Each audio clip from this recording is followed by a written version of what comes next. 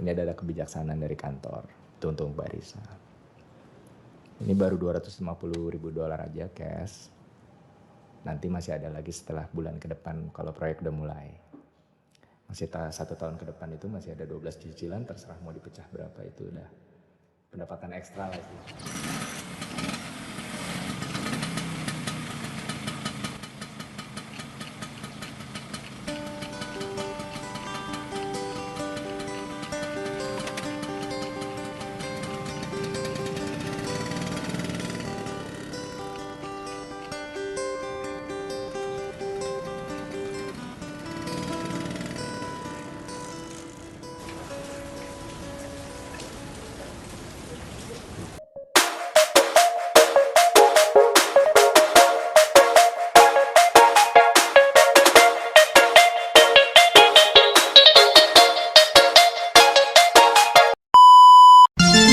Assalamualaikum warahmatullahi wabarakatuh. Halo teman-teman semua, di sini kami akan membuat sebuah podcast. Podcast apa nih teman-teman? Jadi di sore ini kita akan mereview film yang berjudul Selamat Siang Risa. Oke, sebelumnya kita perkenalan dulu yuk sama teman-teman kita. Silakan. Hai, nama aku Citra Petik Malasari. Halo, nama aku Indah Rahai Lestari. Halo, nama aku Septiani Kusumasi. Halo, nama saya Divya Nuraini. Dan nama saya sendiri adalah Fadlika Mayadar. Jadi kami adalah mahasiswa Institut Sekiamni. Di sini kami ingin membuat suatu video di mana video ini untuk menyelesaikan tugas mata kuliah korupsi dan anti korupsi yang diampu oleh Ibu Dr. Ratnawati SEMM. Oke, langsung aja kita bahas. Jadi gimana guys? Sinopsisnya bisa diceritakan oleh Kakak Divya. Nah, jadi di Selamat Siang Risa ini sebuah film karya sutradara dari Ine Febrianti yang juga merupakan sosialisasi dari Komisi Pemberantasan Korupsi. Nah, yang merupakan bentuk kampanye anti korupsi. Di dalam film ini tuh ada beberapa case. Yang pertama itu Tora Sudiro, Dominic Wigiose, Medina Kamil, dan Ferdi Soleman. Alurnya ini tuh maju mundur ya. Film yang berdurasi 17 menit 48 detik ini mengambil dari latar tahun 1974 pada zaman Orde Baru yang bercerita tentang keluarga Pak Woko yang hidup dengan berbagai keterbatasan. Pak Woko merupakan seorang pegawai biasa yang harus berjuang untuk menghidupi keluarganya dan anak-anaknya yang masih kecil. Nah, pada suatu ketika, anak Pak Woko yang paling kecil mengalami demam tinggi hingga harus berobat ke rumah sakit. Biaya rumah sakit dan obat itu kan mahal ya. Yes.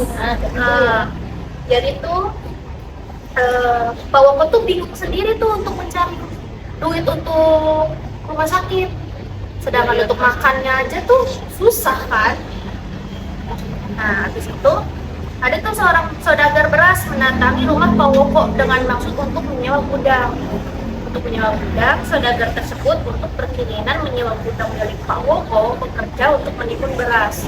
Nah, di situ kemudian saudagar tersebut pun menawarkan sejumlah uang kepada Pak Woko untuk mengizinkan dirinya menaruh beras di gudang tersebut. Pergolakan batin pun dialami oleh Pak Woko. Pasalnya di satu sisi ia membutuhkan dana lebih untuk dibiayai keluarganya, namun di sisi lain ia pun juga tidak mau menindaklanjuti tindakan-tindakan tersebut. Kayak saudagar beras itu kayak untuk menyuap Pak Woko lah, untuk ngasih duit gitu kan. Lalu dia nggak itu ya, nggak menerima gitu. Iya, Pak Woko itu nggak nerima karena dia berpikir tuh di satu sisi tuh mereka itu Pak Woko ini kurang duit, cuma di satu sisi lain ya dia nggak mau disuap Karena gitu. dia punya prinsip. Iya, karena dia punya prinsip gitu. Tapi dengan keadaan Pak Woko yang anaknya sakit, justru Pak Woko ini malah tetap ya pada pendiriannya untuk tidak menerima suap seperti itu. Iya, karena tuh ya emang iya dia nggak mau, kayak dia tuh tetap teguh, berpegang teguh untuk Iwan tuh kejujuran itu ada. Berarti bagus dong. Karena zaman sekarang tuh apa namanya ya? Susah udah minim ya, ya. minim banget untuk orang jujur. Malah makin banyak tuh orang yang suap menyuap untuk memasukin ke barang-barangnya buat nyuap, Buat memperkaya diri untuk sendiri memperkaya aja diri gitu. sendiri, untuk memperdulikan diri sendirinya aja gitu. Oke, lanjut. Terus gimana? lambat laun nih, lambat laun anaknya tuh gede tuh, anaknya Si Pak Woko. Risa. Oh, Ya, singkat si cerita Risa tuh langsung singkat gede cerita gitu. singkat ceritanya tuh langsung gede lah gitu ya, jangan lama-lama lah ya. Oh berarti ini Sinopsis. ceritanya tuh terlalu takut bosan. Iya, Gitu ya. flashback. Jangan panjang, takutnya nanti penonton males nontonnya kan. Nah, jadi habis itu lambat laun tuh Lisa dewasa kan, terus dia juga bekerja dan meniru perbuatan baiknya bapaknya. Jadi si Risa juga Nah, si Risa itu juga ditawarin suap penyuap juga tuh di Iya, tempat betul. kerjaannya, cuman dia berpikiran kayak, oh dulu bapak gue nih kayak gini gitu. Iya. Jadi dia tetap pas di kerjaan itu dia nggak mau. Oh iya, berarti ambil suap tindakan penyuap gitu. yang diambil sama bapaknya itu apa namanya ya? Berpengaruh kepada anaknya, Iya. walaupun anaknya itu masih Mencontoh. kecil gitu kan. ditiru. Jadi bisa dijelaskan juga sih ini jenis korupsinya apa enggak? Jenis korupsinya sih ya. Dari sinopsis yang udah tahu. Menurut aku tuh jenis korupsi yang ada di film itu ya suap menyuapnya. Karena kan udah pasti dong masalah uang.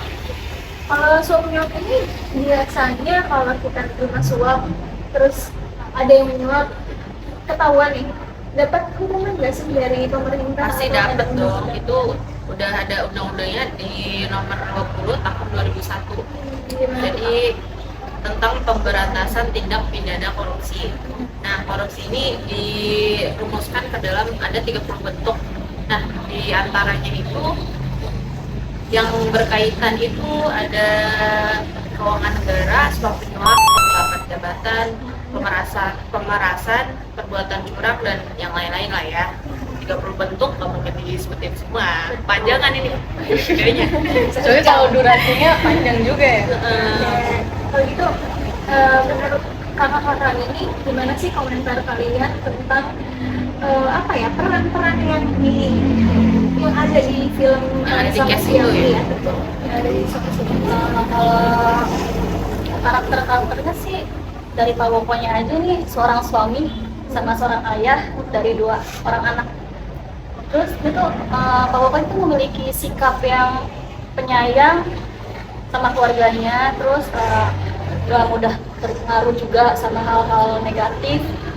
Kayak suami minumnya itu yang diajarin sama seorang sahabatnya.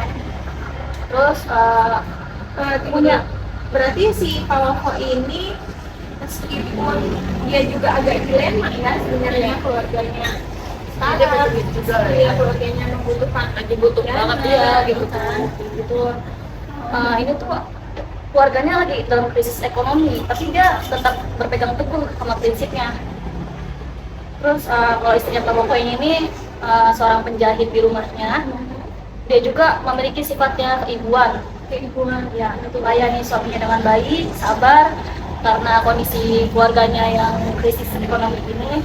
Terus si saudagar berasnya ini juga memiliki sifatnya tuh licik. Licik karena dia tuh mempunyai uang, tapi dia mau uangnya itu dipakai buat Disalahgunain. buat nyuap itulah. Jadi dia berpikiran untuk kayak biar dia aja tuh Pak Woko itu yang kena, Iya. dia nggak bakal kena kayak gitu. Untuk kepentingan pribadi ya, kepentingan pribadi. Jadi uangnya itu dibuat untuk menimbun beras di hidungnya si Pak Woko. Nah, terus yang di Sirisanya ini dia tuh punya sifat karakter yang hampir sama dengan ayahnya Pak Woko. Karena dia tuh meniru perilaku ayahnya. Berarti buah jatuh nggak jauh dari pohonnya ya. Gitu lah. Terus si Lisa ini kan pernah ditawarin di Kantornya. kantornya kayak gitu. Tapi dia inget nih ke ayahnya kayak gitu pernah, tapi dia menolak. itu berarti sifat bapaknya itu menurun pada si Risa ya, Iya. sifat-sifat yang baik-baiknya. Tapi gue juga salut sih sama ibunya karena dia walaupun dalam keadaan kayak gitu dia tidak mendesak untuk bapak ini tuh mengambil Menerima uang. iya, menerima suap. Dia malah mendukung apa yang dilakukan sama suaminya itu.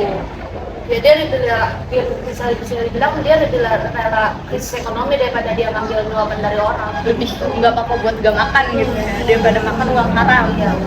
Berarti kira-kira ya apa sih makna yang bisa kita simpulkan bisa kita ambil dari film Selamat Siang Risa ini, terutama ada hubungannya dengan korupsi nih negara kita. Benar-benar sekarang tuh korupsi itu udah jadi hal yang biasa gitu, orang korupsi kayak udah jadi hal yang biasa banget buat bagaimana sehari-hari. Jadi makna yang bisa kita ambil dari film ini tuh, dimana kan film ini tuh mengambil contoh seorang pejabat negara yang menggambarkan realita yang terjadi saat ini gitu ya, dimana para pejabat negara ini ingin mengambil keuntungan dari jabatan yang dimilikinya itu. Nah, makna film ini sendiri itu berharap adanya perubahan dari masyarakat kita untuk mengurangi tindak kecurangan korupsi, khususnya para pejabat yang melakukan tindakan tersebut. Tindakan anti korupsi ini bisa kita ajarkan mulai dari lingkup yang paling kecil, yaitu lingkungan keluarga, karena bagaimanapun juga orang tua itu merupakan teladan pertama bagi anak-anaknya. Apapun, iya benar, guru pertama.